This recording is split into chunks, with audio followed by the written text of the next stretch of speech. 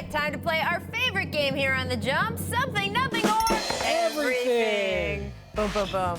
All right, we all know Zion Williamson made his tourney debut this weekend. Oh, we got James Harden up on the screen. We'll change the order about things a bit. Jason, I have been eager to ask you this, though, since I found out you were coming on the show.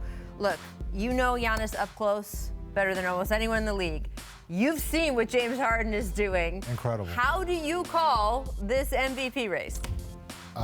Can they tie? No, Says Jason, the co-rookie no of the more year. ties. Okay, no more ties. You ruined it.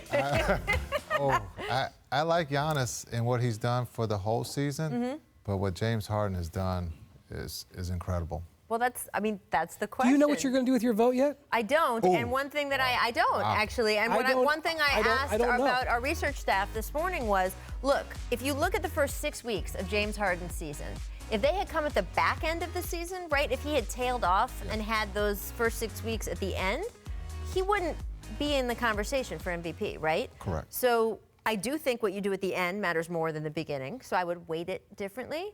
But I'm curious sort of how much of the bar graph is the swing, because as you know, Giannis has been doing it the whole season, but then James has had these exceptional games. So maybe even on the bar graph, he gets to come up. It's a tough I want to hear what you say about it, because you and I have talked about this a lot, and I respect your opinion so much on this. I mean, I respect both players. They're both MVPs in my eye. But when you look at what Giannis has been able to do, the leadership and what he's done with his team, what he do night in and night out, his stats, his field goal percentage. You know, he's playing the game the right way, and he's winning. He's making other people better. On the other hand, James Harden.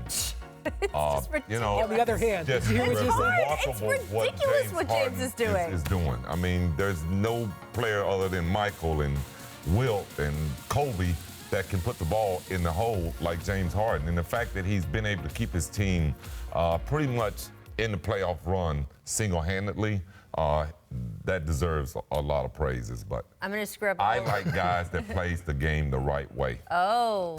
So I'm going to give my vote, which I don't have one. Two. I like the way Giannis has been playing, as you said, Rachel. He's done it all season long. I mean, look, play the right way. This has been a huge topic of conversation. Players don't vote, ex-players don't vote, but the sentence you just said is the sentence that we get of a lot of the former players coming in. Jason, I want to ask you a personnel question, because you know the Bucks personnel better than almost anyone. People keep saying, oh, look what James did for such a big stretch without CP3. Would you equate the Bucks team for the whole season? I mean, it's not as if, yes, Chris Middleton was an all-star this season, but he's not an elite future Hall of Famer the way Chris Paul is.